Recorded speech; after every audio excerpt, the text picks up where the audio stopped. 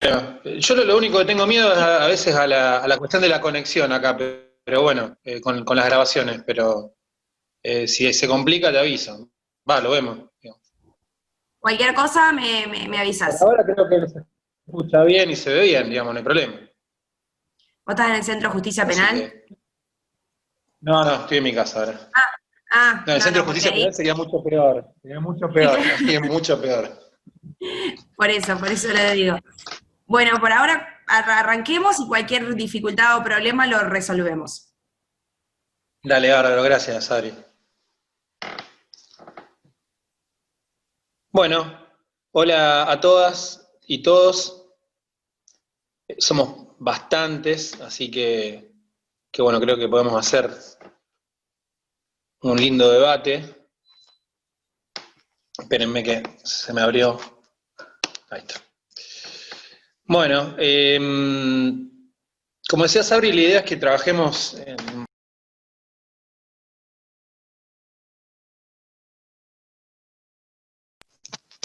Perdón. Los casos prácticos que yo les había enviado. Tuvieron un tiempito más para verlos, así que la idea es que los pudieran analizar, los pudieran, aunque sea mirar un poco, intentar, no digo resolverlos a pie de puntillas, pero por lo menos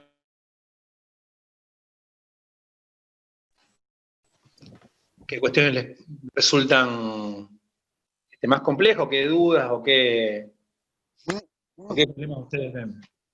La primera cuestión que yo quería decirle antes de que empecemos a debatir un poco los casos, tiene que ver con lo metodológico, porque lo estuvimos charlando con Sabri durante la semana, un poco cómo encararlo, cómo querían desde el posgrado que lo estuviéramos encarando esto del taller, porque hay varias formas y bueno, es algo que siempre me parece interesante poder tener bien en claro hacia dónde uno va con esto, ¿no? La idea siempre de un taller es justamente, y la palabra lo indica y por eso se llama así, la construcción colectiva del conocimiento. Entonces, justamente lo principal es lo que ustedes puedan estar visualizando en los casos y de mi parte ir acompañándolos y facilitando las discusiones y marcando algunos puntos que puedan surgir como problemáticos y que quizás a veces puedan pasar por alto o no pueden haber sido observados tan claramente. En eso también seguramente hay alguna, también posicionamiento subjetivo, digamos, en términos de cuáles son los problemas y cuáles no lo son. Y fundamentalmente también algo que me parece importante para ustedes, que bueno, la mayoría ya han transitado por varios espacios académicos y por supuesto el grado en la Facultad de Derecho, y una cuestión que es clave para resolver los casos, sobre todo de cara a los exámenes y cuando tengan que rendir en la especialización, es sobre todo ubicarse en un rol y desde ese rol resolver o tener una postura o una posición y a partir de...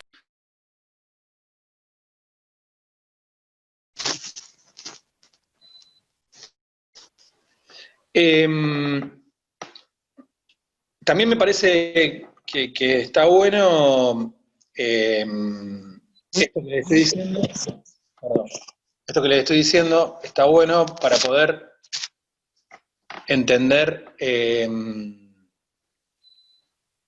poco la metodología de resolución de cualquier caso, ¿no?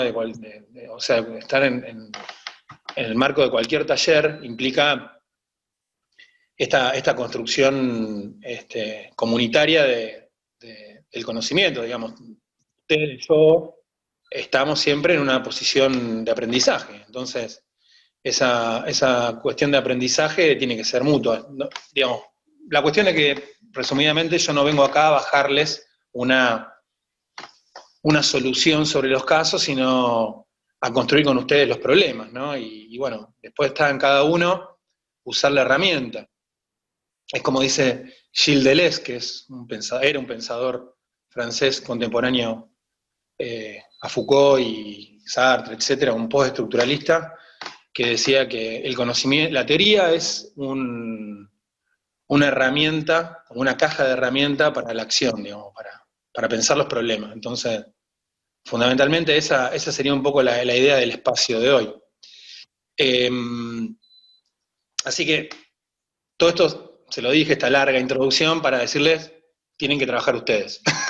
Esa sería la idea principal y yo los voy a ir acompañando y facilitando las discusiones, como les dije hace un ratito. Bueno, ¿quieren que vayamos arrancando con los primeros casos, con el primer caso? A ver qué les parece. Este es uno de los que me parece más complejo, si bien seguramente ustedes ya saben, este es un caso muy similar a uno que generó bastante polémica. ¿Cuál es? Si ustedes se acuerdan. El caso Píparo. Claro, Gustavo, en el caso Píparo. Bastante parecido. Y tuvo una resolución, yo no se las quiero, seguramente ustedes ya algunos la saben, pero tuvo más fallos de casación y demás, pero tuvo una resolución bastante particular. La pregunta es, ¿qué les parece a ustedes?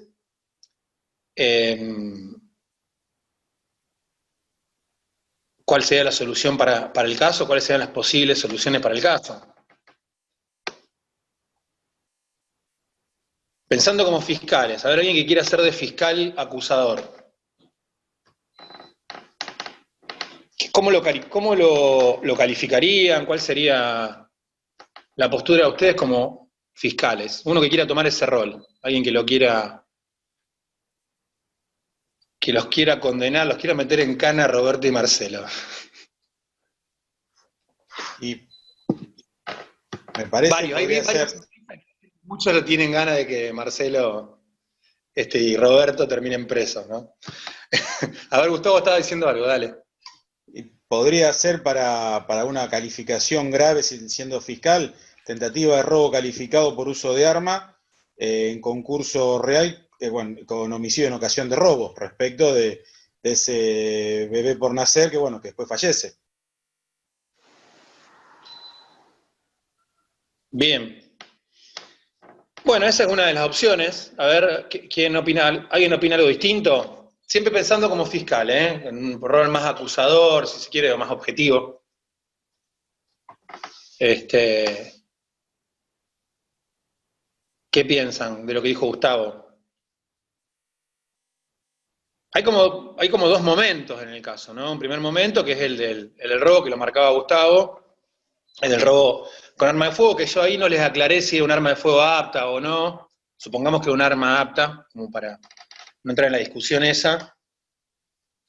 Y después hay un segundo momento, que es la resistencia de Florencia y lo que produce esa resistencia, ¿no? Roberto la golpea en la cabeza, en la cara y en el estómago, y se apodera, luego sale corriendo, sin lograr apoderarse de la cartera. Pero hay unas consecuencias a esto, ¿no?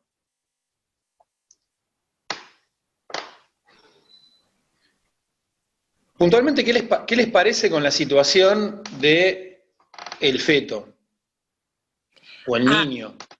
Se los dejo abierto. Está. ¿Feto o niño? No, está claro de que es una persona física ya.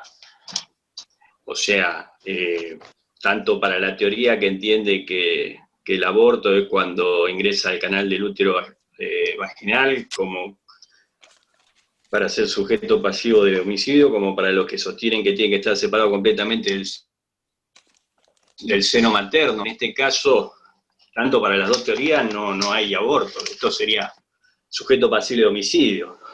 Creo que el 165, robo seguido de muerte. Bien, 165, decía entonces vos, Alejandro, en el caso, o sea, homicidio en ocasión de robo, en el caso de la muerte de, en este caso, el niño. Digamos, sí, ¿no? Que no, para mí está claro que es una persona física, no es un feto. Uh-huh. Bien. Bien. ¿Y ahí qué problema ustedes pueden ver? De lo que dice Alejandro, a mí está bueno porque es una de las posibilidades que tiene el caso.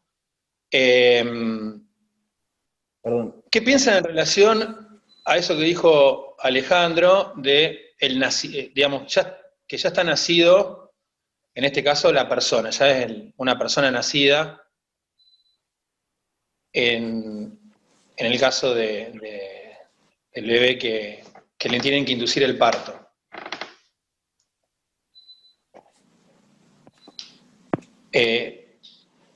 Cuando se producen las lesiones,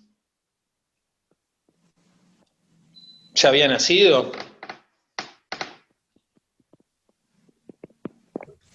Yo cuando lo analicé al caso, tomé como que era un homicidio y en concurso con lesiones graves, o gravísimas en ese caso, no sé, gravísimas serían en ese caso. Yo lo pensé como un concurso de un homicidio en ocasión de robo, latrocinio, en concurso con lesiones gravísimas por el feto. ¿Eso lo pensaste para el caso Para el caso de Roberto, yo lo analicé, de acuerdo, si es Roberto, Roberto y Marcelo, separé la responsabilidad penal de cada uno. Y con respecto a Roberto, analicé eso, como que para mí un homicidio en ocasión de robo, en concurso con lesiones gravísimas, por el feto, por el niño, porque ya había nacido vivo. Murió a las pocas horas, pero nació vivo. Vos las lesiones decís que la víctima es el niño. Ojo que yo lo pensé desde el lado de la fiscalía, no desde el lado de la defensa, obviamente. Sí. No, está bien, por eso les digo. No, sí, piénsenlo de un solo rol porque si no... Estamos hablando del pedido desde la fiscalía. Bueno, lo que pasa es que el 165 la participación debe analizarse respecto del robo y no de la muerte.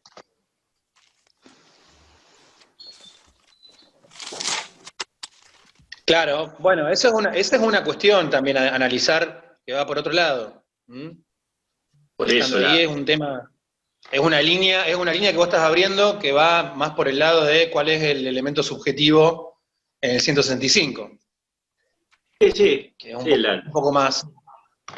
Es la de la fiscalía, estamos hablando de la fiscalía, ¿no? Claro. Sí, no, pero estoy marcando lo que vos estás, digamos, estoy puntualizando lo que vos estás diciendo, no te lo estoy cuestionando, digamos. Una cosa, ¿qué tal?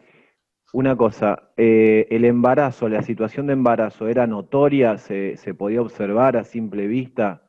Porque eso no está aclarado. Por eso yo le puse 8 meses. Está bien, entonces... Bien. 8 meses, es notorio. Es notorio, entonces yo creo que la situación del embarazo, al ser notorio y los golpes que fueron proferidos en la cabeza, en la cara y en el estómago particularmente, hacen a lo que dijeron los chicos anteriormente, digamos, creo que estaría configurada la figura del 165 como coautores en el caso este. Bien, siempre estamos hablando, por supuesto, de la muerte de la persona, del niño, digamos, en este caso, para llamarlo de alguna manera. Entonces ustedes dicen que hay un homicidio en ocasión de robo. ¿Y por qué no un homicidio criminis causa? Pensando en la línea de ustedes, pensando en esta línea que ustedes están planteando, ¿por qué no un homicidio criminis causa? ¿Por qué les parece que no? Estoy más gorra que ustedes, digamos, en esto. Sí, no, estoy más fiscal duro que ustedes. Está perfecto, yo lo había pensado también, pero en realidad el objetivo de los golpes que recibió tras la resistencia no parecería ser como que quisieron asegurar un delito anterior o encubrirlo o tapar la situación, sino que más bien podría ser como una especie de represalia, digamos, ante la imposibilidad de haberlo cometido o que formó parte del mismo acto para poder irse.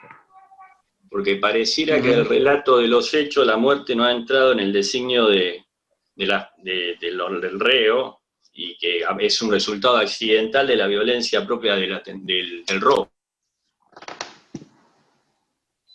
Bien, está bien, es un buen argumento. ¿Y el aborto preterintencional, por qué lo descartaron? Bueno, esto ya más para el que quiera ponerse en el rol de defensor, digamos. Ustedes ya son fiscales y lo plantean desde ese lugar. Alguien que los quiera defender a Roberto y Marcelo, que tenga una postura distinta que los compañeros. Por ejemplo, ¿qué pasa con el aborto preterintencional acá? Que ahí Stanislao, digamos, en un punto lo dejó entrever, digamos, ¿no? Dijo algunos de los elementos de la figura, ¿no? ¿Qué les parece? ¿Lo descartan? ¿Les parece que puede ser?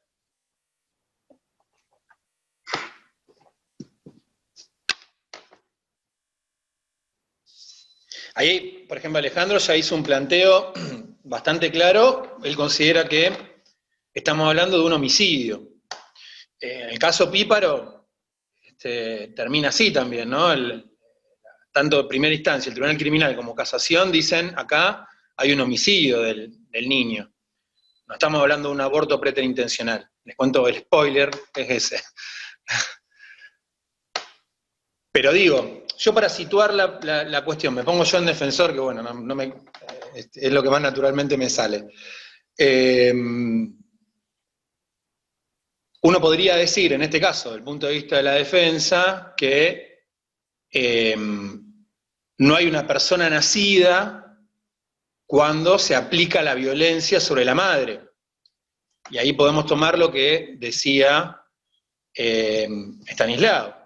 ¿Por qué? Porque hay una figura que es el aborto preterintencional en el Código Penal que recepta una conducta muy similar a las que desarrollaron Roberto y Marcelo, es decir, aplicar violencia sobre la mujer cuando el embarazo sea notorio o le constara al autor y que esto provoque un aborto, que la mayoría de los autores lo ubican como una figura preterintencional, es decir, una figura que va más allá de la intención del autor y donde el aborto es una cuestión no querida por los sujetos activos. Entonces, lo que quieren es la violencia, hay un elemento subjetivo doloso en ese caso, y como consecuencia de la aplicación de esa violencia dolosa, se produce un aborto. Algunos autores, ustedes lo van a encontrar, los autores más tradicionales, algunos lo llaman también aborto culposo, pero en general se piensa más en esta estructura compleja que la preterintencional, ¿no? Una parte, un elemento doloso, otro culposo. Al 87. ¿Cómo, Alejandro, perdón? Si te estás refiriendo al 87, al aborto del artículo 87 te estás refiriendo, digo.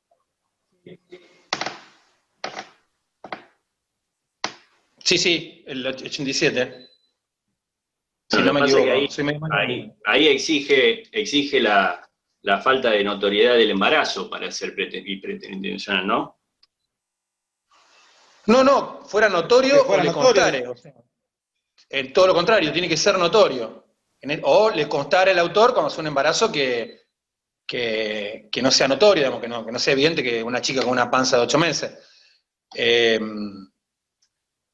La pregunta acá, que también es importante para que ustedes lo tengan en cuenta, que me parece bastante trascendente, que es una cuestión que introdujo Alejandro, que es esta de cuándo se produce el nacimiento de alguien, que Alejandro estuvo incluso planteándolo en términos de cuáles son las dos teorías así más conocidas, o más postuladas, y el momento en que se producen las lesiones, porque yo como defensor, ¿qué puedo decir acá? Bueno, las lesiones son contra la madre y producto de esto se produce el aborto o el nacimiento. Ahora, luego del nacimiento no hay una intervención o no hay lesiones, no hay una acción sobre el cuerpo del niño.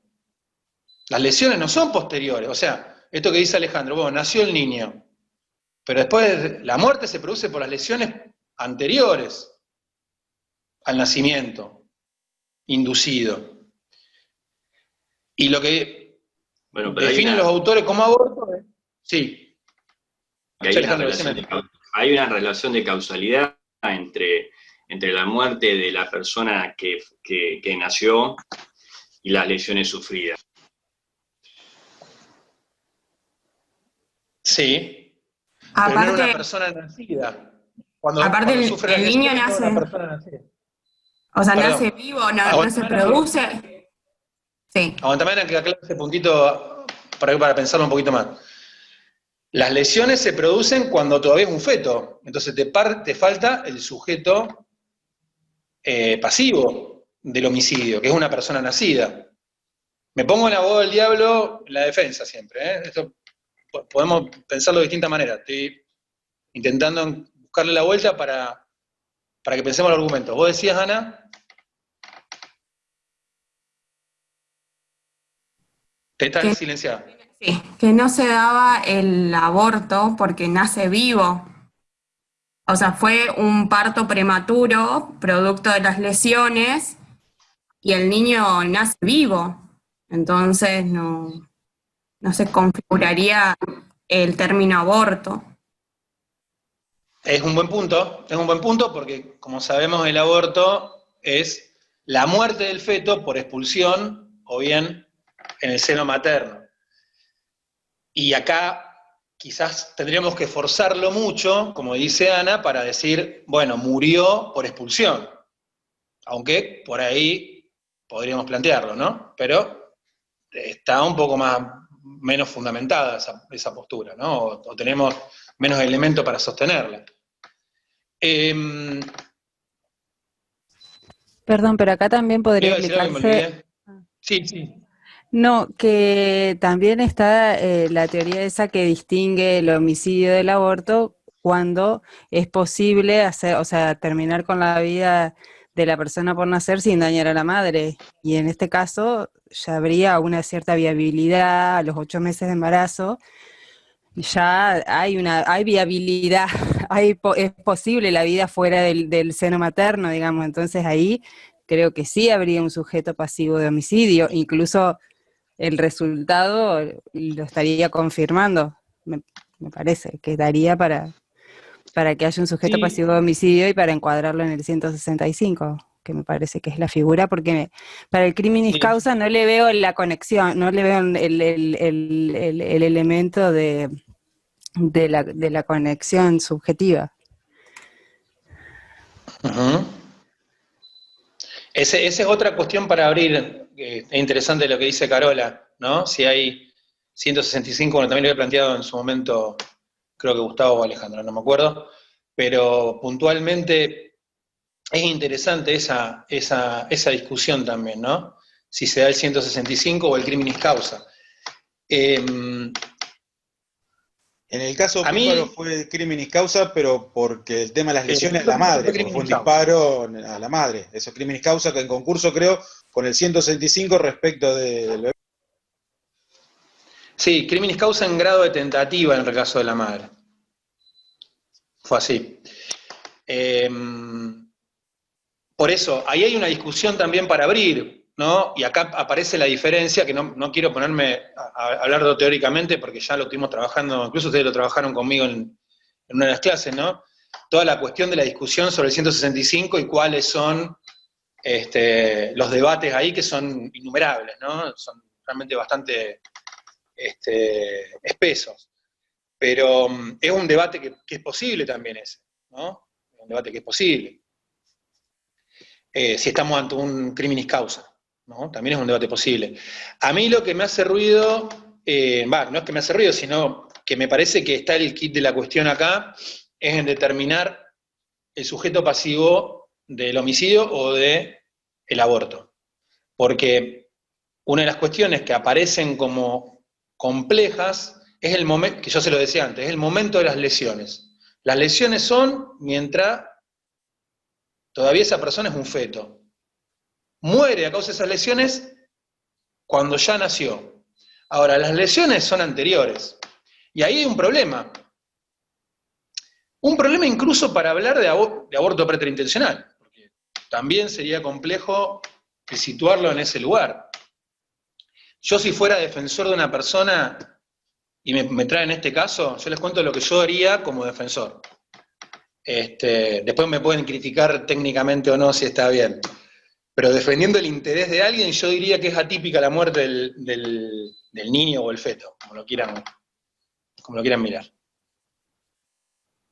Me la juego a eso, a esa solución. Porque, vuelvo a insistir, la violencia es el momento en el cual el sujeto pasivo sigue siendo un feto. Si no es un aborto, porque no muere por expulsión o no muere, obviamente en el seno materno, por acciones dentro del seno materno,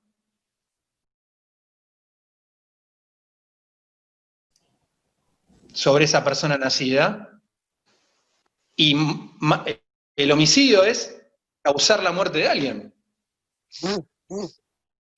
Alguien que haya nacido. ¿Se entiende cuál es el punto? Es una tercera postura, digamos, ¿no? Esto, por ejemplo, los abogados en el caso Píparo plantearon aborto preterintencional. Yo para que nos sirva a título de guía, digamos, ¿no? Pero es una tercera postura posible también. Y alguien me dirá, bueno, eso queda impune. Y tiene un problema grave este caso, que es bastante difícil de resolver. Bueno, pero ¿Se entiende cuál es el planteo? Sí, está el concepto o la concepción del tema de la vida y de cuál es el bien jurídico protegido, digamos, en el tema del aborto, en el tema del homicidio, el capítulo donde están integradas cada una de las figuras son los delitos contra la vida. En definitiva, digamos, estamos hablando acá de un bien jurídico protegido de similar naturaleza, y me parece que lo que estamos protegiendo acá es la vida, y una persona por nacer, con 8 meses de gestación, que podés denominarlo feto o como quieras llamarlo, es una persona por nacer, hay una vida, digamos, que se extingue, hay una vida a la cual se le causan lesiones y producto de esas lesiones luego desaparece, digamos, también. Poniéndome la Es bueno esto que vos traes, sí, está muy bueno lo que vos decís, Lado, porque hay una cuestión ahí también en relación a las lesiones al feto, ¿no? Que también está bueno que lo puntualicemos, lo dejemos ahí por lo menos marcado, que hay también un debate en relación a si las lesiones al feto son punibles en el aborto. Que hay algunos autores que dicen, no, bueno, las lesiones no son punibles, y hay otros que sí, pero en gran parte de la doctrina les diría que la mayoritaria dice que las lesiones no son típicas en el aborto. Las lesiones al feto me refiero, ¿no? No a la madre, al feto. Con lo cual, hay una cuestión ahí también para analizar en el caso concreto. Que creo que, no me acuerdo si Alejandro o Gustavo habían tenido esa, creo que Gustavo había planteado la cuestión de las lesiones, pero que las lesiones a la madre, había dicho Gustavo, me parece. Pero bueno, quedaba ahí como la cuestión de las lesiones al feto también para dejarlo marcado, que hay un debate sobre eso. Este caso es complejo, ¿no? Es un tema difícil, donde además hay varias cuestiones a analizar. Me parece que, como para ir cerrando un poquito los debates, momento de,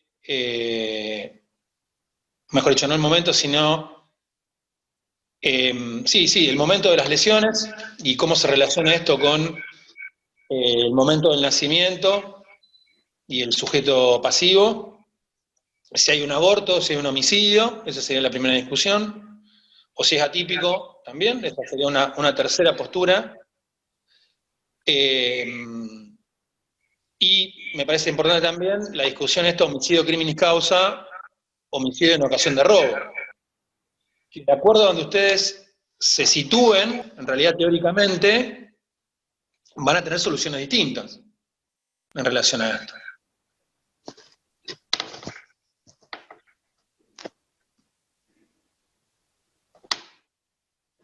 Más o menos estamos acá para pasar al segundo caso. ¿Les parece que vayamos avanzando?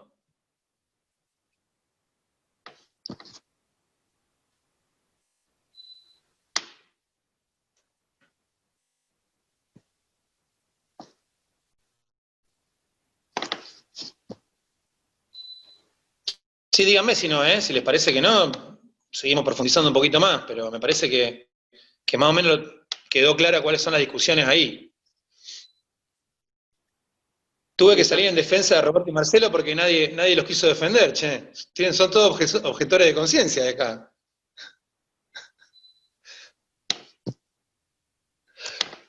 Bueno, vamos al caso 2. Acá seguro van a querer todos defender la Perla. Pero bueno, alguien se va a tener que poner a acusar, ¿eh? Este es el caso conocido también, seguramente han visto el capítulo de Mujeres Asesinas. No sé si alguno la vio.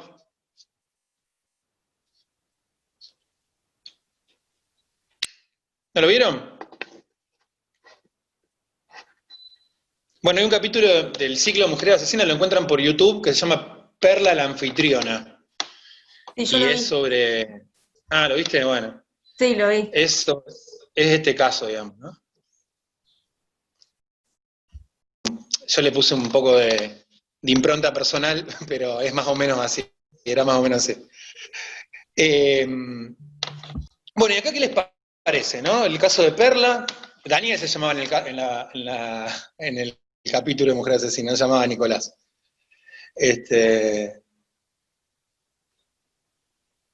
Igual, Nicolás es el segundo novio, Daniel es el primero. El caso de Perla y Nicolás, ¿qué les parece?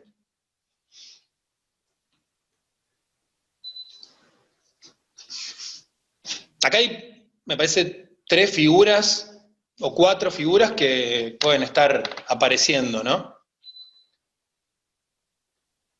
Alguien con ganas de ser fiscal, que tenga ganas de decirme qué le parece este caso. Homicidio, artículo 80, inciso primero. Homicidio grabado. Homicidio grabado por el vínculo. Por el vínculo. Bien. ¿Solamente eso para vos, Estanislao? ¿O algo más que parece que hay ahí? Que podría haber, digamos. No, podría haber podría haber algo más, porque, por ejemplo, con las lesiones que ella causó, inmediatamente la persona no fallece y tiene un periodo de tiempo de media hora donde podría haber generado alguna actividad. Ensañamiento. Claro, también. Ensañamiento porque dice acá sufriendo terribles dolores ante la mirada atenta. Sí, podría ser un ensañamiento. Que todos nos ponemos al lado de Perla, ¿no? Igual. Pero bueno. Por ahí se le fue un poco la mano. Ensañamiento, muy bien, ese es el otro punto, digamos. Acá las figuras posibles, o las figuras en juego, para pensarlo así, digamos, ¿no? El homicidio agravado por el vínculo, como dice Estanislao. Carola plantea también el homicidio agravado por ensañamiento. Y es bastante importante eso porque, a ver, si hablamos del homicidio agravado por el vínculo, ahí podría aparecer una figura, que puede ser una figura de atenuación, que es obviamente la circunstancia extraordinaria de atenuación. Ahora, si nosotros también decimos que hay ensañamiento, ya esa atenuación no juega, porque recordemos, la atenuación, las circunstancias extraordinarias de atenuación son solamente para el primer inciso del artículo 80.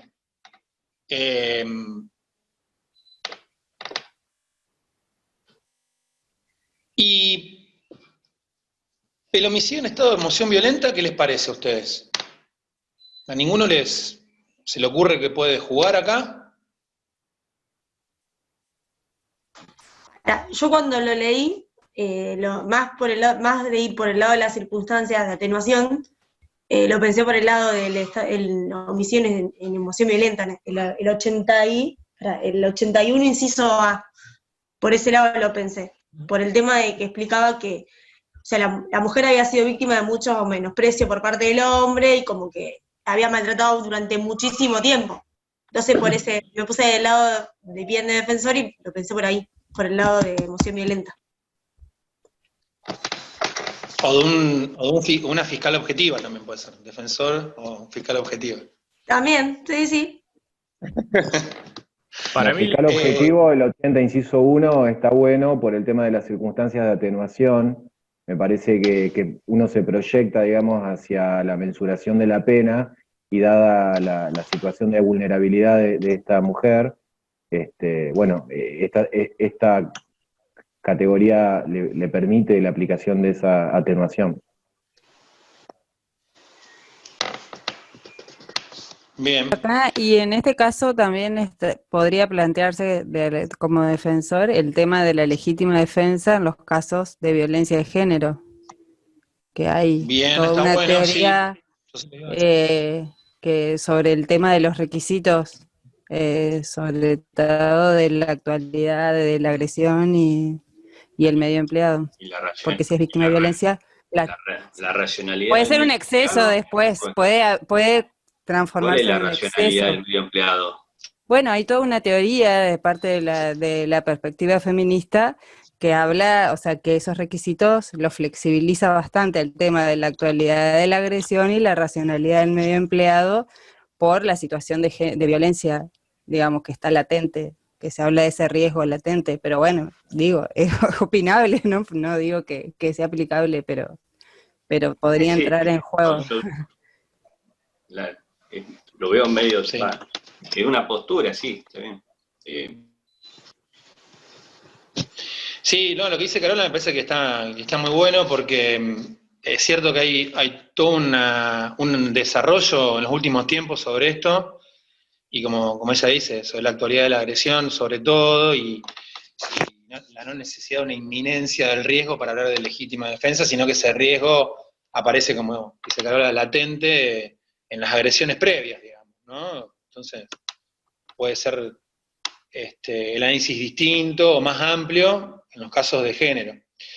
Hay un A mí fallo hay que una salió cuestión hace unos días sobre ese tema, un fallo nuevo, que lo vi en uno de los portales de noticias. Creo que es de Río Cuarto el fallo, de eso que estamos mira, hablando. no lo vi.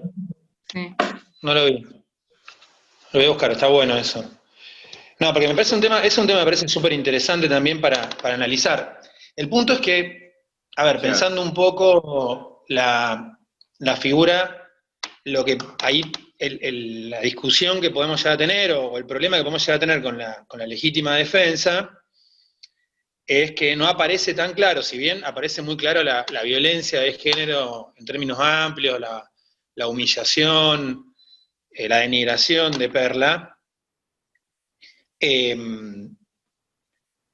no aparece tan claro la violencia. La racionalidad del medio empleado no está muy claro para mí. Claro. Ese es el problema. Pero bueno, ilegítima. Y es cierto que falta de provocación suficiente, pero la racionalidad del medio empleado la veo bastante complicada de. Sí, igual también esa parte es parecida a un caso de la Corte. Si yo mal no recuerdo, que es Leiva, que también estaban discutiendo y la mujer agarró un cuchillo y el procurador dictaminó a favor de la legítima defensa. No digo que sea exactamente aplicable este caso, digo que es un tema para desde cualquier ángulo plantearlo o verlo en la teoría del caso, ya sea de fiscalía o defensa, digamos, como para plantearlo y agarró un cuchillo y el procurador dictaminó a favor de la legítima defensa, aún con estas deficiencias o cuestionamientos que pueda haber, ya pasando a la racionalidad del medio empleado. Pero lo planteo como una cuestión, no digo que sea aplicable este caso, me parece aparte que la segunda parte ya no daría, podría ser un exceso, es solo una cuestión a tener en cuenta, me parece, en un caso así, ya para armar cualquier teoría del caso.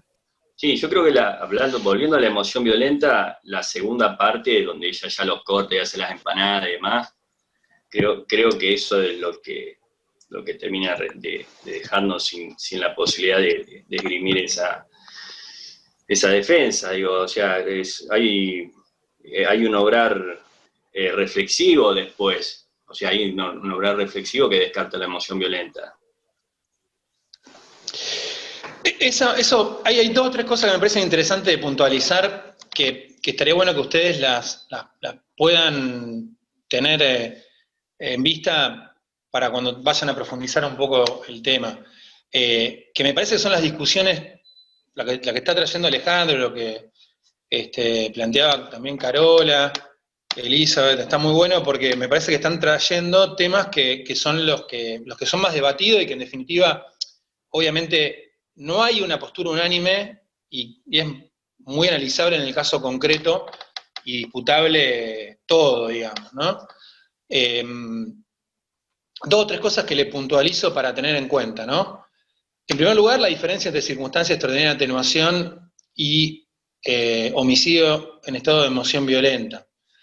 Me parece que esa es una cuestión interesante porque, por un lado, puede haber confusiones entre estas dos figuras, pero si hay homicidio en estado de emoción violenta, siempre, por supuesto, queda excluida la circunstancia extraordinaria de atenuación.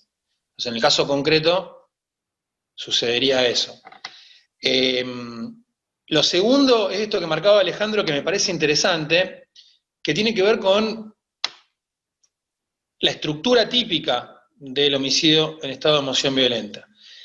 Ustedes saben que la figura del homicidio en estado de emoción violenta es una figura bastante, para decirlo académicamente, chota. ¿Por qué? Porque tiene un origen, un antecedente en una normativa absolutamente machista, ¿no? Porque la figura tiene como antecedente otras normas del Código Penal que luego fueron modificadas y fueron reemplazadas por esta, donde de algún modo se estaba pensando en no sancionar a los hombres que mataban a las mujeres.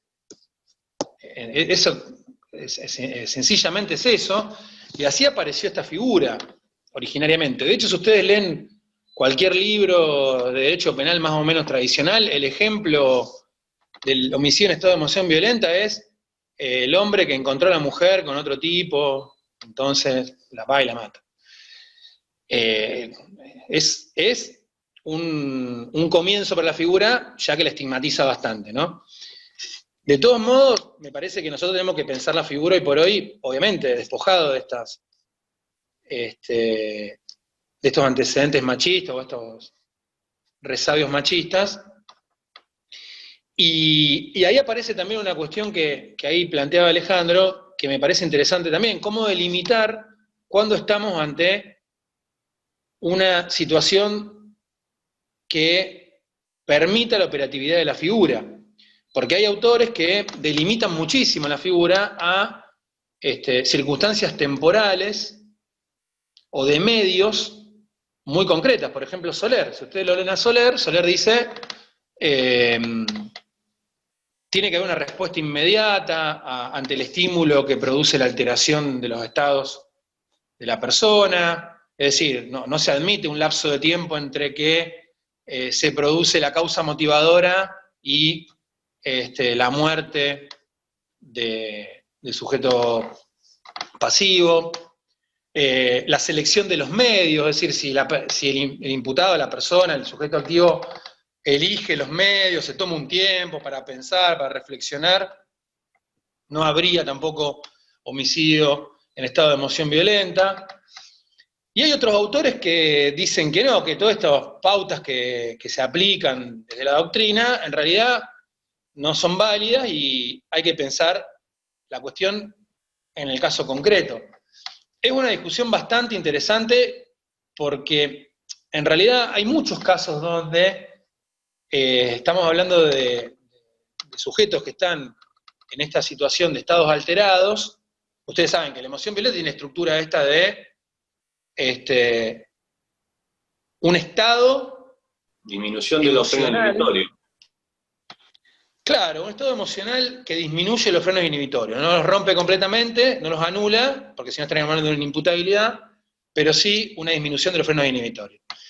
Esta idea, que nosotros la repetimos mucho desde siempre, tiene una conceptualización que viene de la teoría del psicoanálisis, ¿no? Y nos estamos metiendo ya en algo bastante complejo que yo les puedo decir que lo estudié y lo leí bastante. Es complejo, porque tiene que ver con las pulsiones, ¿no? Con estas pulsiones de las que habla Freud, orientadas a lo erótico, a lo sexual, por un lado, y las pulsiones de muerte o destrucción, por otro, Y estas son pulsiones, según Freud, que juegan todo el tiempo en nuestra vida, ¿no? Como forma de conservar la vida por un lado y por otro destruirla. Y además estas pulsiones están limitadas, están reprimidas por la cultura. Entonces esto que dice Alejandro, ¿no? La disminución de esos frenos inhibitorios tiene que ver con esta idea, ¿no? Son pulsiones que sobrepasan los límites que a nosotros nos pone la sociedad, ¿no? Los límites, las restricciones que a nosotros nos pone la sociedad. Si nosotros lo pensamos desde el punto de vista de la teoría psicoanalítica, como lo estamos viendo ahora, es una cuestión que obviamente sería a analizar en el caso concreto, no sería tan necesarias estas pautas como las que Soler plantea,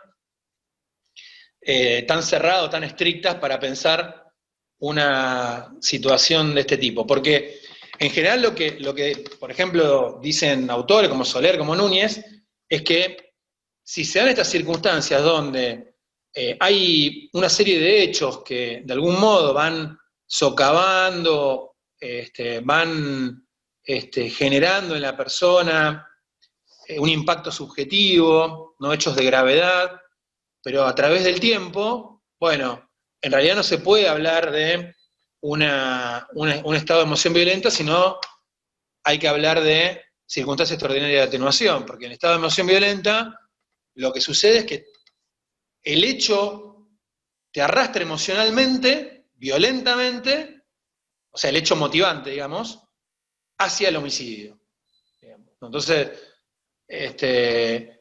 tendría que ser algo que te tome desprevenido en un punto. Estoy simplificando un poco, ¿no? Pero no se admitiría, por lo menos para estos autores, esta continuidad de las circunstancias, o un hecho conocido por la persona que de algún modo se reactualiza en algún momento, o que genera esta alteración. Ahora, hay otros autores que dicen, no, puede ser que haya un conjunto de hechos que se fueron dando, hechos de violencia, de maltrato, de humillación, que se fueron dando durante muchos años, y que un día producen esta alteración de los estados mentales de alguien, que no significa la inimputabilidad, pero sí significa que la persona libera sus pulsiones de destrucción, de muerte, y llega al acto, y produce la muerte de alguien. Es una discusión que está muy presente y es bastante complicada de destrabarla, ¿no? Porque vamos a terminar con una pericia de un psicólogo diciéndonos si hay, o de juntas especiales, para ser más específico, diciéndonos si realmente en este caso hubo o no hubo homicidio en estado de emoción violenta, lo cual también no es del todo claro, porque termina no siendo una cuestión jurídica, esa es la realidad. El homicidio o la situación de emoción violenta, la situación emocional, va a tener que determinarla a alguien desde otro lugar, no lo va a poder determinar el juez. Francisco, sí. y yo también había analizado la posibilidad de ella, si existía hubiera podido existir la posibilidad de generar otro tipo de acciones, como por ejemplo, en el esquema de vulnerabilidad por la violencia de género sufrida, si ella se hubiera podido encontrar en condiciones de solicitar la exclusión del hogar de su marido, de Nicolás, si interponer algún tipo de medida de distancia, o sea que eso yo también creo que lo ponderé al momento de decir esto es 80 inciso 1 con posibilidad de atenuantes según las circunstancias extraordinarias. Es decir, yo creo que ella, a pesar de la situación en la que se encontraba, tuvo la posibilidad de llevar adelante algunas medidas mínimas, básicas, que están al acceso hoy, y podría haber evitado, digamos, este homicidio. Bien, está bueno eso que dice Stanislao, porque es un punto que por supuesto hay que analizarlo.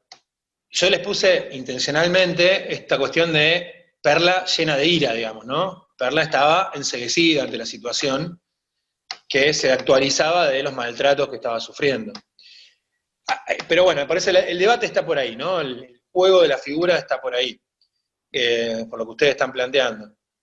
La única cuestión que les quería dejar marcada, que también me parece, para analizar, tiene que ver con el ensañamiento, el homicidio con ensañamiento, que creo que había sido Carola la que lo había planteado.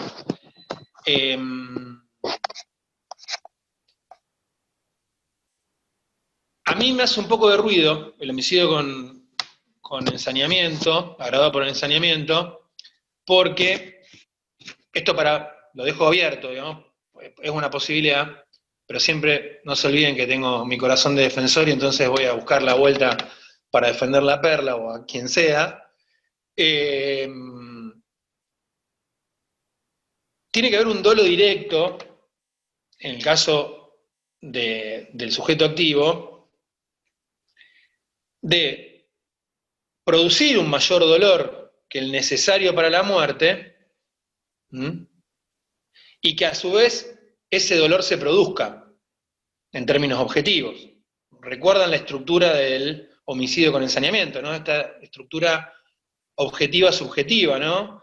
La objetividad tiene que darse, en el caso concreto, un mayor sufrimiento por parte de la víctima, pero además también tiene que haber, por parte del autor del hecho, un elemento subjetivo, que es el dolo directo, más un elemento especial, que en este caso, hacerla sufrir más de la cuenta a la víctima.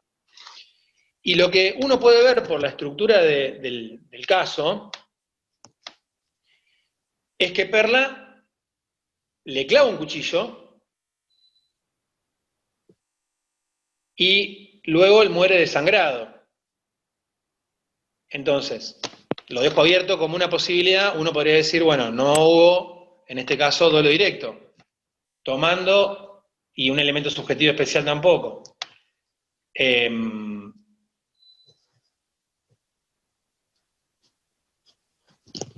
Lo que sí uno podría decir, ya poniéndose del otro lado, poniéndome del lado de lo que decía Carola, bueno, el elemento subjetivo aparece cuando se queda mirando, ¿no? Que se muera, viéndolo sufrir. También podríamos decir eso. Esa es, creo que una de las opciones también posibles, totalmente posible la que planteaba Carola, ¿no? Por supuesto. Pero bueno, eso me parece que es un poco el punteo de las cuestiones esenciales de la figura y del caso. Sí, ¿Quieren que pasemos al caso 3? Sí, Alejandro.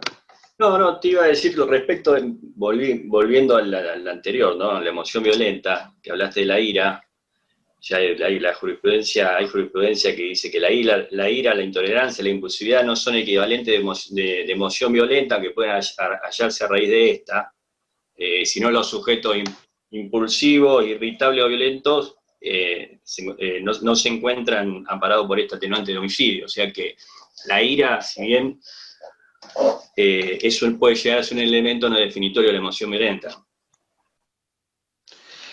Sí, es interesante eso que vos planteás, Alejandro, porque sí, es cierto que además también los autores en la doctrina lo trabajan, esta idea de, bueno, esto no es una figura para amparar al sujeto irritable, ¿no? Al que, para decirlo de una manera burda, al que se enoja por cualquier cosa, digamos.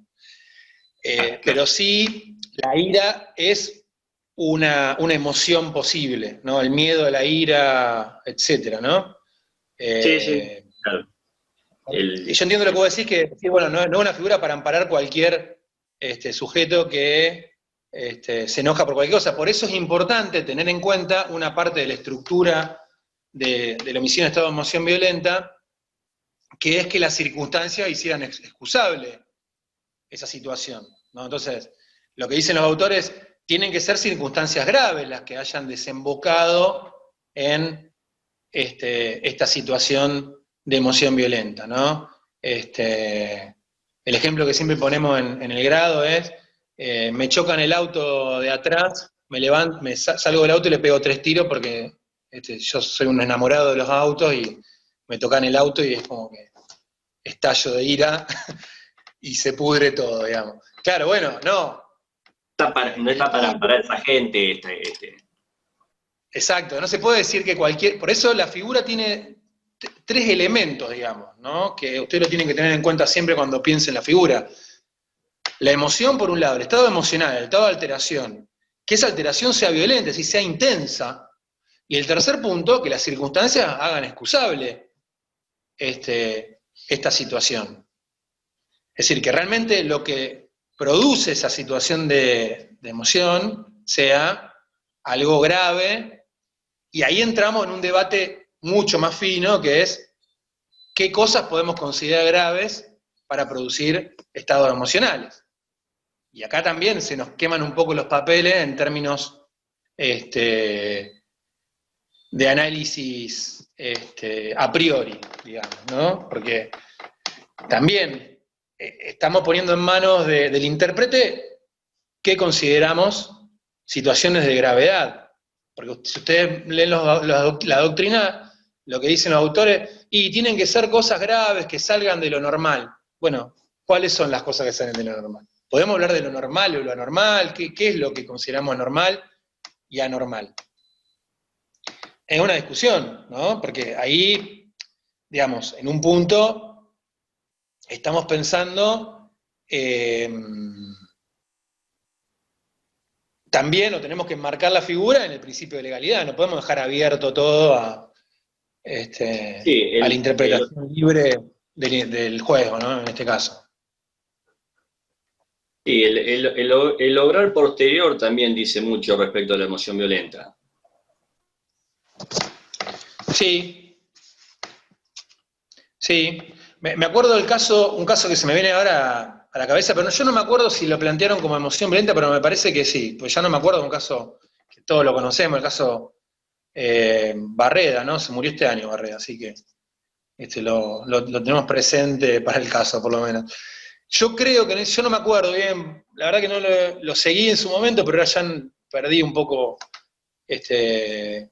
noción de qué se había discutido, pero me parece que se había discutido la cuestión de la emoción violenta, y una de las cosas que se había planteado desde la Fiscalía, como para desarticular esta idea de emoción violenta, es que él había producido la muerte de sus familiares y se había ido después, creo que con una mujer que salía, con un amante, y habían estado todo el día juntos.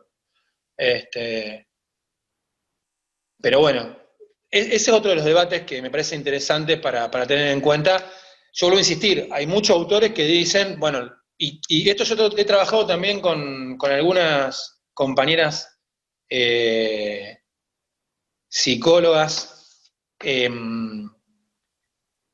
siempre me lo han planteado en términos, bueno, muchas veces lo que dicen los autores es muy restrictivo en relación a lo que nosotros vemos desde la psicología o el psicoanálisis, de lo que puede ser una persona que actúa con sus estados alterados, ¿no? Que la mirada de ella es un poco más amplia o distinta, no tan acotada como la de los autores, ¿no? Pero bueno, creo que estos son los puntos centrales, lo que ustedes están planteando son los puntos centrales del caso para tener en cuenta y también profundizar y debatir. Bueno, el caso 3 es un poquito más cortito, me parece que es un poco más fácil que estos dos que estuvimos viendo. ¿Qué les parece?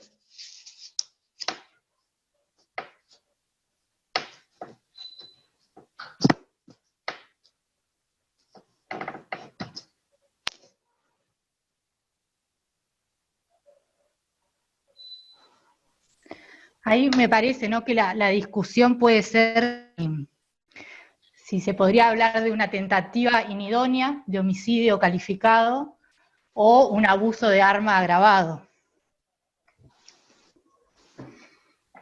Bien. Lo de la tentativa inidónea es muy buena idea. Está buena. Está buenísimo. Está buenísimo la tentativa inidónea. Pero bueno, ya yendo más a la cuestión de las figuras centrales. Lo que dijiste está bárbaro, me encantó lo de la tentativa inidónea, lo voy a tener muy en cuenta. Si alguna vez en una causa aparezco diciendo esto, Clarisa, te voy a recordar. Te voy a citar, te prometo que te voy a citar.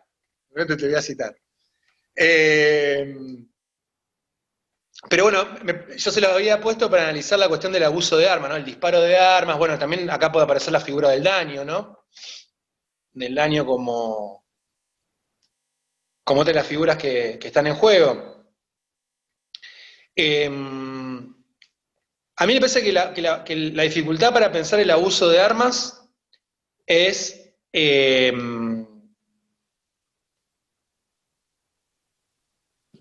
no hay un disparo contra una persona. Por más que él crea que hay una persona ahí, atrás, que nosotros podemos decir, bueno, Mario estaba enfurecido contra Carolina y fue a matarla, o fue a dispararle. Ahora podemos hablar un poco de eso también. Pero bueno, fue a disparar por lo menos, podemos cuál era su dolo. La dificultad que hay para encuadrarla dentro del abuso de arma, el disparo con arma de fuego, es que no hay una persona. Entonces, objetivamente, el disparo tiene que ser contra una persona. Entonces, ahí creo que hay una dificultad para poder... Falta un elemento tipo. Claro, del tipo objetivo. Y después, bueno, suponiendo que haya habido una persona, que ahí me parece interesante también poder pensarlo, supongamos que había una persona ahí, la otra dificultad que tiene la figura, o que tiene el encuadre de la conducta, para ser más preciso, es cómo diferenciar la tentativa de homicidio o la tentativa de lesiones del abuso de armas, que es un debate que es también importante. Supongamos que estaba Carolina y Mario la ve que estaba dentro de la casa, atrás de la puerta, ¿no? Entonces Mario le dispara y en realidad no llega a hacerle ningún daño a Carolina porque la puerta es una puerta de seguridad grande que el arma no, el proyectil no logró perforarla. ¿Qué les parece a ustedes? Carolina está atrás de la puerta y Mario le disparó a Carolina a través de la puerta. No llegó a lesionarla, no llegó a dañarla de ningún modo, porque estaba a la puerta. ¿A usted qué les parece? ¿Una tentativa de homicidio, una tentativa de lesiones, una tentativa, un abuso de armas? ¿Qué les parece? Ahí el código lo prevé en el artículo 105 de manera expresa ese tipo de hechos. Digamos, supongamos que ella hubiera estado ahí, que es la cónyuge, excónyuge, expareja, digamos, estaría incrementándose la figura típica base con la circunstancia del artículo 80, inciso 1. Entonces vos, Stanislao, decís, bueno, esto es un disparo con arma de fuego. De tu punto de vista, es un disparo con arma de fuego. Estás en el lugar de defensor acá, te aviso. Bueno, siempre me pongo en el lugar de defensor. Muy bien, muy bien. Pueden ponerse en lugar de fiscal. También. Pero bueno, a algunos le nace del alma, viste, que no se puede. Está bien. Tentativa de homicidio agravado en los términos del artículo 42, 81, inciso 1. Está muy bien. Está muy bien. La cuestión acá es diferenciar las dos figuras, que no es fácil, ¿no? Sin entrar demasiado en cuestiones teóricas, porque no es la idea del taller. Recuerden que... Sí. El tema de al no haber estado la chica atrás de la puerta, no hubo peligro concreto. Entonces eso te descarta el abuso de armas, ¿puede ser? Sí, pero viste, Alejandro, que le metimos un ingrediente más para pensarlo distinto, que era que estuviera. No sé si se escuchó esa parte, como otra hipótesis para hacer esta diferencia, ¿no? Bueno, ahí Stanislao decía que había para él un disparo de arma de fuego grabado. Pero hay otra opción que me parece que también es viable, que tiene que ver con la figura de la tentativa de homicidio o la tentativa de lesiones graves o gravísimas. ¿Cómo diferenciar ambas figuras? Y ahí la discusión es bastante compleja, porque en términos objetivos, si nosotros nos ponemos como observadores imparciales desde afuera, lo que vamos a ver es objetivamente una conducta que puede encuadrar en ambas, o en los tres tipos penales. Alguien que le dispara a otro, uno puede decir, hay una tentativa de homicidio, uno puede decir una tentativa de lesiones graves o gravísimas, o puede haber un disparo con arma de fuego. La diferencia está en el dolo. La diferencia está en el dolo. Y no nos olvidemos que la figura del disparo con arma de fuego, la figura del abuso de arma en general, las dos figuras que contiene el 104, es siempre subsidiaria de la tentativa de homicidio y la tentativa de lesiones graves o gravísimas. No así, recordemos, de las lesiones leves, que quedan absorbidas por el disparo con arma de fuego. Entonces, la cuestión es el dolo. ¿Cuál es el dolo en el homicidio? Obviamente matar, en las lesiones, causar un daño en el cuerpo o en la salud, y dependiendo de cuál es el contenido de ese daño, van a ser graves, gravísimas o leves. Y en el disparo con arma de fuego, obviamente, como ustedes saben, el dolo no es solamente el de disparar, sino el dolo también es el de producir un peligro, la voluntad de producir un peligro, el conocimiento que se está produciendo un peligro concreto con ese disparo. Y ahí está la diferencia, que en la práctica, como ustedes saben, termina siendo una cuestión probatoria la diferencia entre los dos, ¿no? Cuando no se puede probar una cosa, bueno, recae, tipo, el residuo cae en el 104, pero en Yo quiero hacer una definitiva, pregunta. sí. Respecto de la subsidiariedad del abuso de armas respecto del homicidio, o la tentativa de homicidio, ¿no es cierto? Yo una vez me puse a buscar jurisprudencia, porque, a ver, yo lo veía así, pero ¿hay fallos concretos que te digan concretamente que el abuso de armas es subsidiario a lo que es el homicidio en grado de tentativa? Jurisprudencialmente, digo. No lo dice expresamente, en ningún fallo, ¿no? Pero es una construcción doctrinaria. Doctrinariamente sí. Sí, doctrinariamente sí. Lo que pasa es que el problema que, Rosana, es la cuestión, ahí me parece, que si no son dos figuras que no se pueden diferenciar, me parece que doctrinariamente es bastante correcto que se intente una diferenciación, porque, como yo te digo, en términos objetivos, dispararle a una persona con un arma de fuego sería incompatible ambas figuras, digamos, si nosotros queremos hacerla jugar de la misma manera. Me parece que no hay otra manera de pensarla desde el punto de vista del concurso aparente, con las reglas del concurso aparente de leyes, y desde ahí hablar de subsidiariedad, ¿no? Digamos, si bien la ley no lo dice expresamente, sí nosotros tenemos, como ustedes saben, las reglas del concurso aparente que nos sirven para pensar en los encuadres típicos. Es una cuestión de encuadre, digamos, no es más que eso.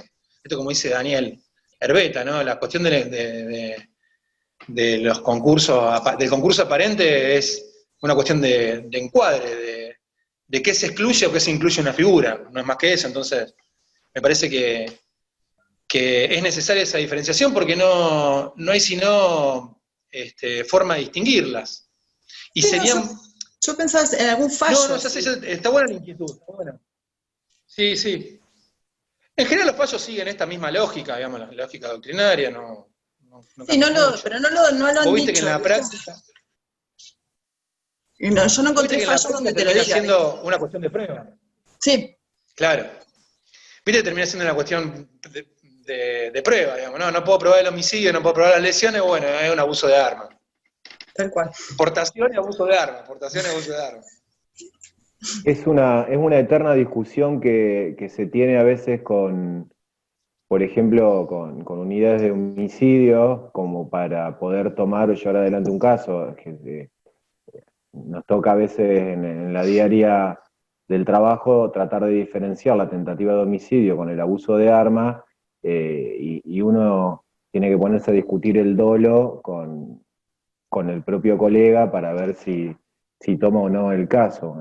Disparó contra un grupo de personas un grupo de personas indeterminada a 20 metros de distancia con un arma de fuego, no, entonces tenemos que probar o no el dolo de la intención de matar, digamos. Bueno, acá en el caso yo no sé si el marido tenía la intención de matarla, pero sí obviamente tenía la intención de agredir, digamos, y de causar ese daño en la postura defensiva. Claro, sí, es muy acertado lo que está aislado. Alguien estaba preguntando, pero lo que pasa no lo veo. A ver. Yo. Quisiera saber, por ejemplo, si en este caso no puede haber un delito de amenazas con armas, porque si bien la persona no sabía que estaba, digamos, que si estaba o no del otro lado, objetivamente, sacando el tema de que si estuviera o no, digamos, como lo planteamos originariamente al caso, me parece que hay una idea, digamos, de amedrentar a la persona porque se entiende que hay un contexto en el cual ella creo que estaban discutiendo por unas cuestiones de régimen de visitas, y él va y después le disparan a la puerta de la casa, digamos. Claramente esto podría ser como una conducta de amedrentar a la pareja, precisamente habría que ver después si pueden ser coactivas o no, digamos, para que haga o deje de hacer algo, por ejemplo, que conceda un régimen determinado o no. Pero entiendo que esto, digamos, moviliza a la víctima en cuanto a su tranquilidad, su libertad, digamos, psíquica. Total, sí, es posible, es una solución posible. Y sí, puede aparecer las amenazas, sí, me parece totalmente viable. A mí me interesaba más que todo analizar esto de la tentativa de homicidio y el disparo con arma de fuego porque es una de las discusiones más complejas, pero lo que dice Jessica también me parece totalmente correcto.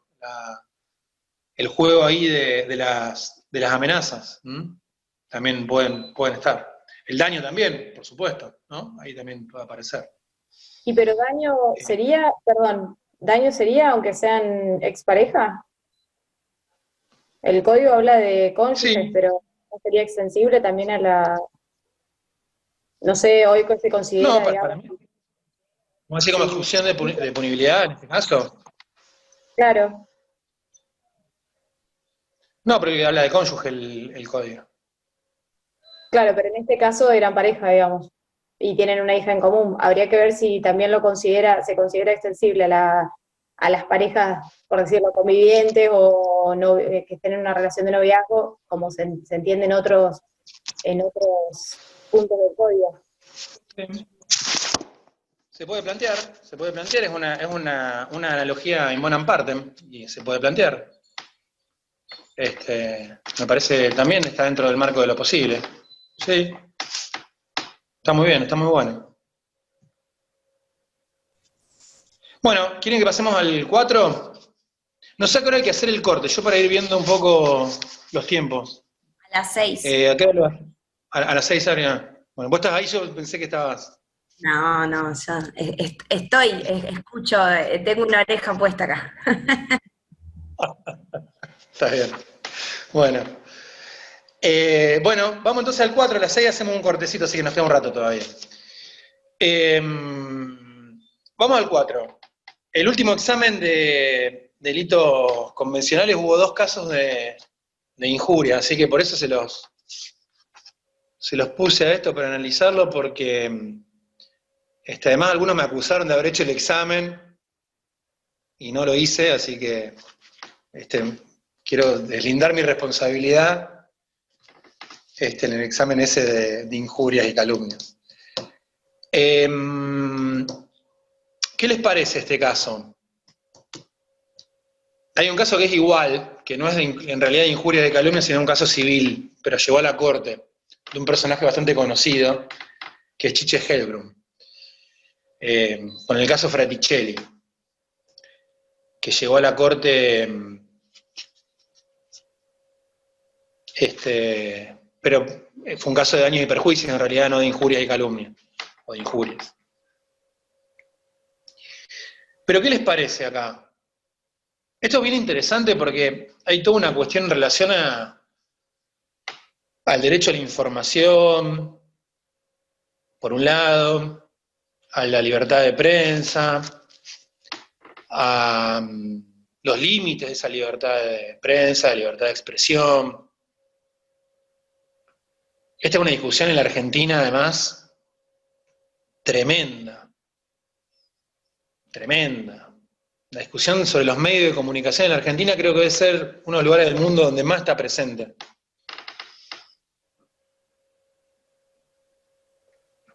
Y vieron además que hay como muy marcadas las distintas líneas políticas, entonces hay toda una discusión sobre la posverdad, sobre cuáles son los límites de lo que se dice, las fake news, hasta dónde puedo llegar con mi libertad de expresión. Puedo aparecer tomando cloro, puedo tomar lavandina, diciendo que es bueno tomar lavandina porque esto previene el coronavirus. No sé, hay todo el tiempo discusiones sobre esto. Yo, digamos, les traje este tema porque me parece bien interesante, porque para mí el núcleo de discusión sobre calumnias e injurias son los medios de comunicación. Hay muy buenos artículos sobre esto, si ustedes quieren leer algo sobre esto, lo pueden encontrar por internet incluso. Javier De Luca tiene bastante escrito sobre esto, creo que tiene un libro también sobre la cuestión de libertad de expresión. Sí, tiene un libro, no creo, lo tiene. Analiza varias cuestiones así vinculadas a esto. No me acuerdo cómo se llama el libro. Creo que se llama El derecho a la libertad de expresión, no me acuerdo, no sé si alguno se acuerda, o lo leyó, o leyó algo del libro, pero bueno, tiene varios artículos en internet, Javier De Luca, muy buenos sobre esto, análisis de fallos de la Corte. Ustedes saben que además la Corte Suprema de la Nación no tiene mucho resuelto sobre parte especial, no tiene muchos fallos sobre parte especial, pero tiene mucho sobre libertad de expresión y bastante relacionado justamente sobre esto, ¿no? Sobre calumnias e injurias, así que también es interesante eso. Y mucho de lo que se reformó a partir del año 2010, ustedes saben, tuvo que ver mucho el fallo Kimmel de la Corte Interamericana de Derechos Humanos, pero también cuando se hizo la reforma y lo que es la estructura normativa de los tipos penales, se recepcionó bastante de lo que la Corte había resuelto, ¿no? En varias de las cuestiones, sobre todo en las cuestiones vinculadas a la libertad de prensa. Entonces es interesante. Ahora, ¿qué les parece puntualmente el caso de Ramón? ¿Hay algún delito acá? ¿No lo hay? ¿Está dentro del marco de lo que es la libertad de expresión? Para mí ahí como hay un punto, ¿no? Digo que que hay un punto muy habitual, digo, en todos los periodistas, que tiene que ver con esto de expresar siempre en términos condicionales, ¿no?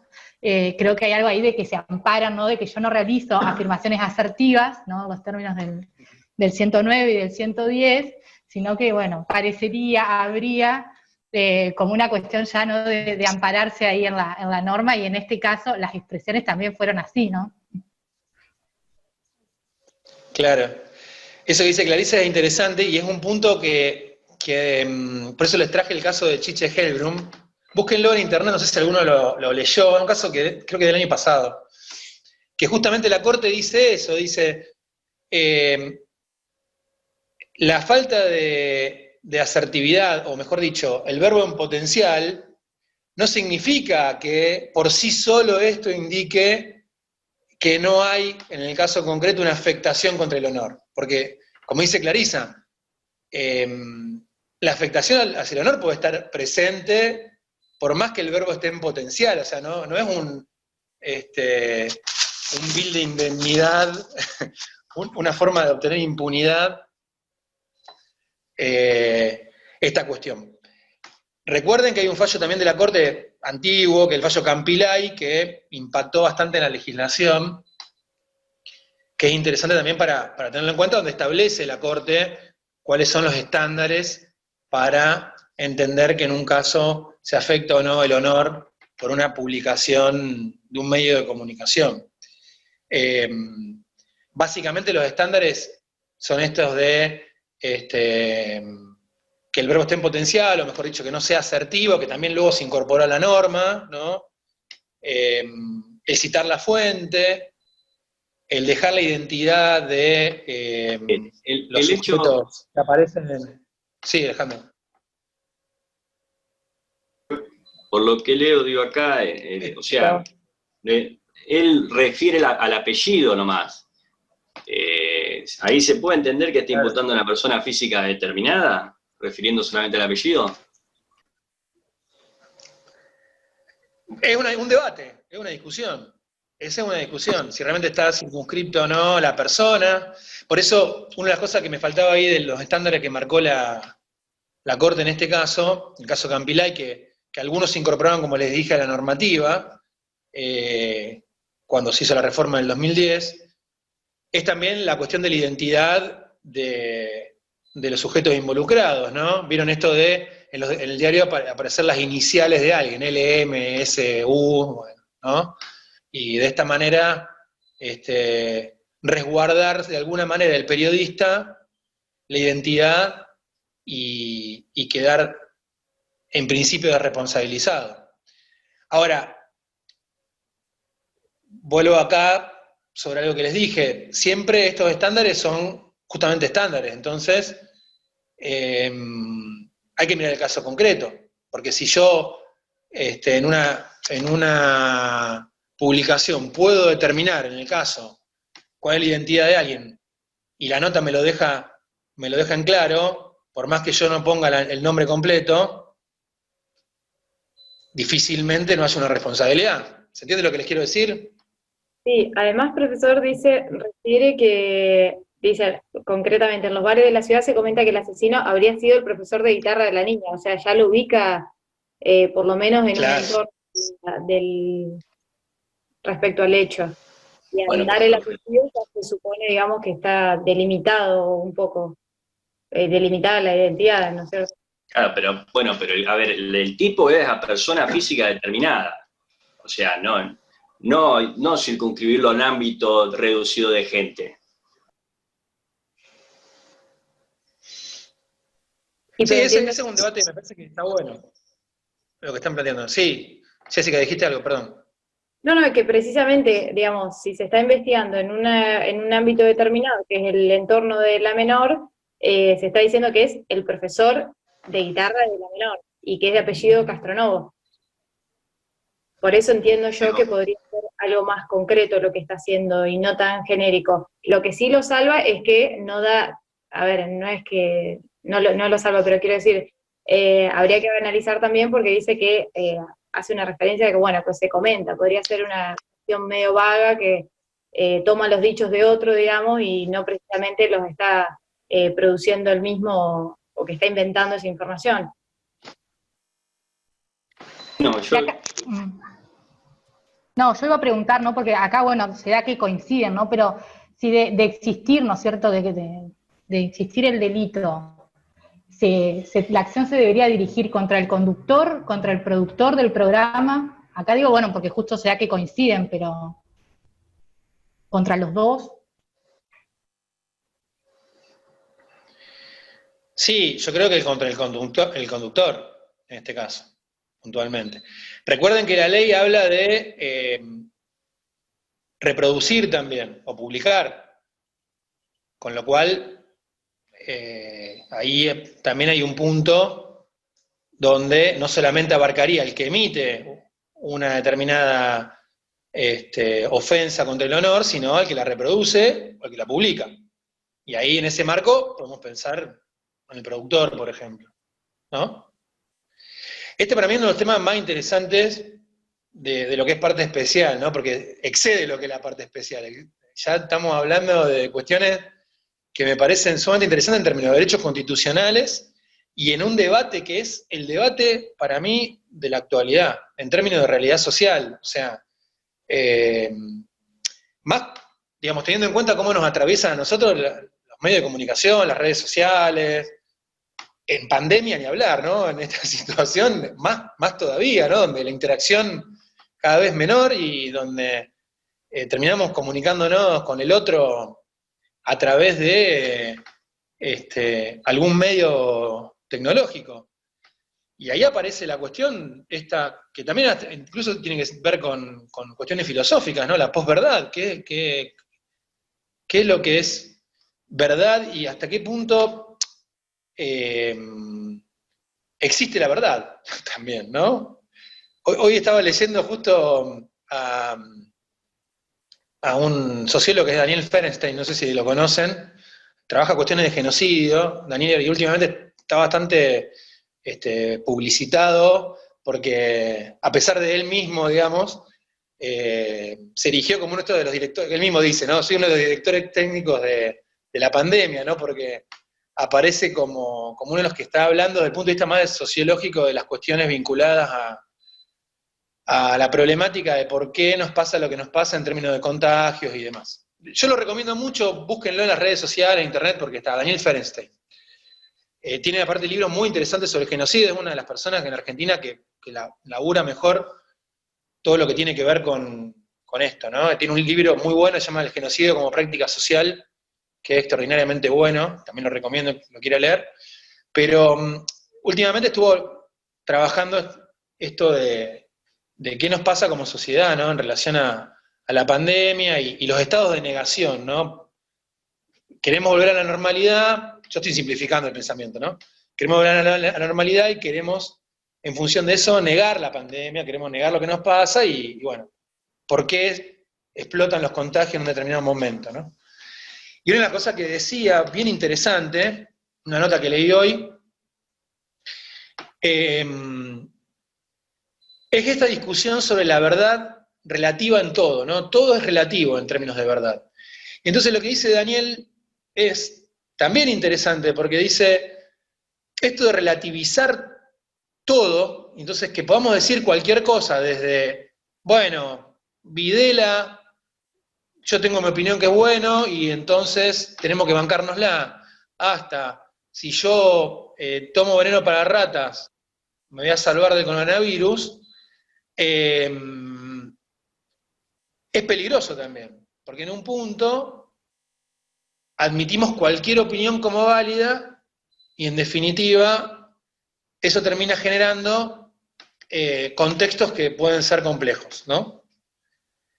Ahora, del otro lado me pueden decir, bueno, ninguna verdad es absoluta, y vos no podés arrogarte la verdad y decir, bueno, esto es así, y si yo quiero decir, como dice Darío Lo Pérfido, que en realidad no hubo 30.000 desaparecidos, o alguien negar el genocidio armenio, o negar el genocidio judío en Alemania, también lo puede hacer. Y de hecho, es una discusión que en Europa está muchísimo y muy presente. Yo les puse también algunos casos de apología del delito para analizar esto, ¿no? Que podemos volver sobre esto en un rato. Pero una discusión que se da en Europa muchísimo, en Alemania, en España, ¿no? Hay apologetas del nazismo que han aparecido en los últimos tiempos, que dicen, no, en realidad no murieron 6 millones de judíos, es todo mentira. Dicen, esto es un invento, y en realidad el genocidio nunca existió. Como hay algunos que dicen, no existe la pandemia. No existe el coronavirus, y es una forma de controlar a la gente, ¿no? Un mecanismo, un dispositivo creado por el poder para dominarnos. Y esto se escucha, y esto no lo sostiene solamente alguno anti-cuarentena que va al monumento los sábados de la tarde, ¿no? Esto lo sostiene, por ejemplo, Giorgio Agamben, que es un filósofo italiano, reconocidísimo, que muchos lo hemos leído, y es alguien que además tiene postura bien interesante, y es alguien que no se puede decir que es un loquito, digamos, ¿no?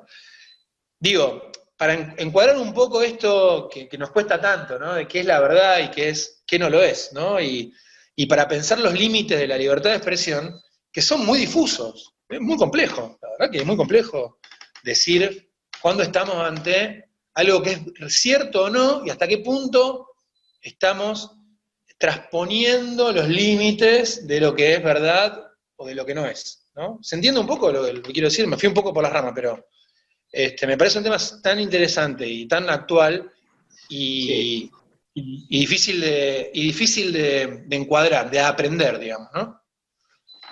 Sí, Francisco, vos, o sea, porque hay jurisprudencia, por lo menos, que estoy leyendo acá, que cuando hay información de carácter histórico, de interés siempre actual o general, se está más a favor de la libertad de expresión. Es un poco lo que vos estabas diciendo.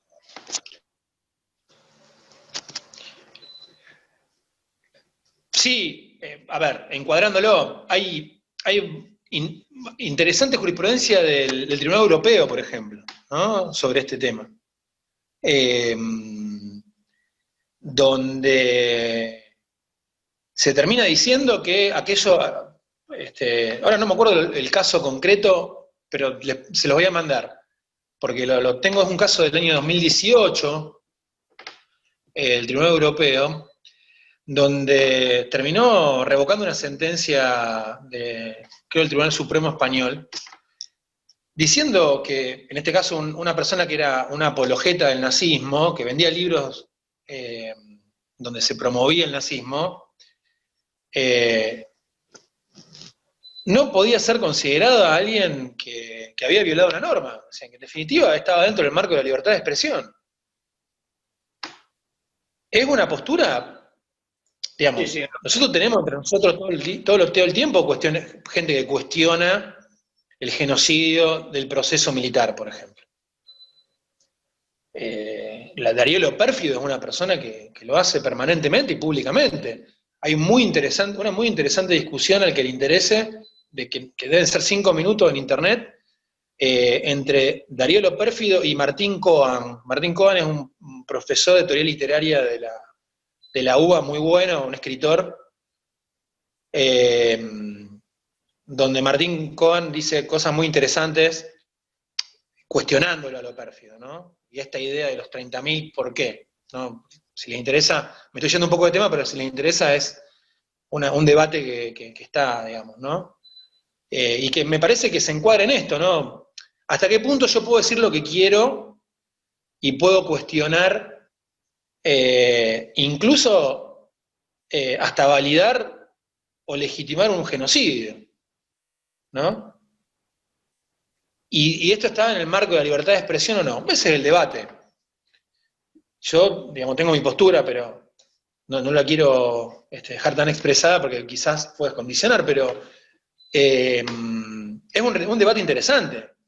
Les voy a mandar ese fallo del Tribunal Europeo para que ustedes lo tengan, porque me parece que es bien aplicable a esto y también es aplicable a la cuestión de apología del delito, que yo ya le adelanto, para mí el delito de apología del crimen no debería existir en el Código Penal, ya por los antecedentes de la figura. Después lo retomamos, así no nos... Francisco, sí. Es muy interesante tu análisis en cuanto a lo que vos estás diciendo respecto de la actualidad, los medios, y volviendo al caso concreto, digamos, que estamos ante un tipo penal dentro de lo que el bien jurídico protegido es el honor. Bueno, acá hay que analizar también algunas circunstancias del caso, como por ejemplo, estamos hablando acá de un programa de televisión, aparentemente sería un programa de televisión, hay que ver cuál es la audiencia que tiene ese programa, porque en definitiva la reparación del honor, o de lo que podría llegar a buscar el afectado, a ver, ¿cuál es la posición que uno debería asumir para analizar este caso? Si uno lo analizaría como juez, por ejemplo. La pregunta es, ¿el afectado tiene otros medios, digamos, como para reparar su honor? Hoy en día, con el acceso a múltiples redes sociales, con el acceso incluso en forma masiva a los medios de comunicación que están permanentemente ávidos de información y sobre todo si se generan discusiones mucho mejor, me parece que la discusión se da ahí, digamos, se da en los medios, se da en las redes, se va a dar ahí, y no tanto en el ámbito de la justicia, que en definitiva, en otra época a lo mejor te publicaban una nota en un diario, ponerle a ustedes en el diario La Capital, y el juez ordenaba a publicar una nota, digamos, con la resolución de la causa en el diario de La Capital, tantos días para que todo el mundo la lea. Pero hoy día un poco pierde sentido, digamos, este tipo de cuestiones, porque en definitiva el periodista está comunicando, lo hace dentro de las reglas de la comunicación, va a reservar sus fuentes, está mencionando que hay fuentes judiciales, está mencionando concretamente algunos detalles. Yo creo que sí se dirige a una persona determinada, está claro que se dirige al profesor de guitarra de apellido Castronovo, profesor de guitarra de la chica. Una persona identificable, pero persona determinada para mí no. O sea que vos lo puedas identificar. Yo creo que sí. Pero más allá de eso, que ponerle que sea una discusión, creo que un juez terminaría poniendo, o sea, a disposición esta persona, más que un caso judicial, tiene la posibilidad de acudir a cualquiera de los medios que tiene a disposición en cuanto a redes sociales, incluso medios periodísticos. Después la cuestión de la causa de fondo será un tema que, bueno, se presentará, no se presentará, estará derecho, no estará derecho. Basta con decir que el hombre está derecho y se terminó el problema, digamos. Eso es una opinión nomás también. Estoy de acuerdo con lo que vos dices. Sí, esa es una cuestión de política criminal que me parece también interesante, ¿no? Porque hasta qué punto el Código Penal tiene que receptar este tipo de cuestiones también, ¿no? El de la calumnia y la injuria. Es una cuestión que también es un debate interesante, porque creo que existen otros medios de reparación, como dice Estanislao, que no tienen por qué ser la intervención del poder punitivo, cuestiones que pueden aparecer en los medios de comunicación y no hace falta que sean receptadas por el Código Penal. Por eso digo, la apología del crimen, la injuria y la calumnia, a mí también me parece que son conductas que no tendrían que estar receptadas en el Código Penal. Desde mi punto de vista, yo creo que deberían estar libradas a la justicia civil, al derecho a réplica, por supuesto daño y perjuicio, como estamos diciendo, en la justicia civil, no, eso Francisco, lo evidentemente, que pasa es que pero... lo dejás librado. Pasa que si lo dejás librado a la justicia civil, si lo dejás librado a la justicia civil, cualquier persona insolvente, o sea, la persona insolvente puede decir cualquier cosa sin ninguna consecuencia, ¿me entendés? Va a depender si sos una persona solvente o no. Bueno, pero fíjate, Alejandro, que estas figuras, la de calumnia e injuria, las sanciones tampoco tienen que ver con otra cosa que no sea lo pecuniario. También. Entonces, no tiene mucho sentido la sanción, tampoco más allá de eso. Pero bueno, cerramos acá el 4, que también estuvo buena la discusión. Nos quedan 10 minutitos.